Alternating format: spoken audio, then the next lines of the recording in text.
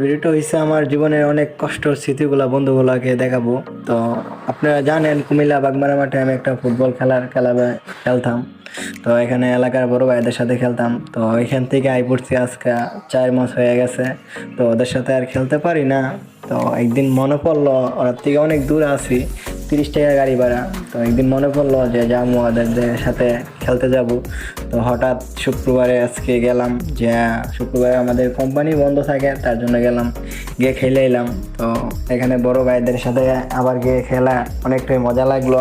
তো ইনশাল্লাহ ওদের থেকে যে আশাটা করছি এই আশাটাই পাইছি। তো বড় ভাইরা অনেক সাপোর্ট করছে আমাদেরকে, আর বশির ভাই আমাদের ক্যাপ্টেন। তো উনিও অনেক আগ্রহ দিয়েছে আমাদেরকে ফুটবল খেলাটা শিখাইতেছে। তো আমি যখন বাগমারা ছিলাম তখন আমার অনেক বন্ধু বান্ধবী আমার সাথে আসলো, বেকারিতে কাজ করতো। তো ওইখান থেকে ওদেরকে নিয়ে এসে খেলাধুলা শিখাইতো বশির ভাই।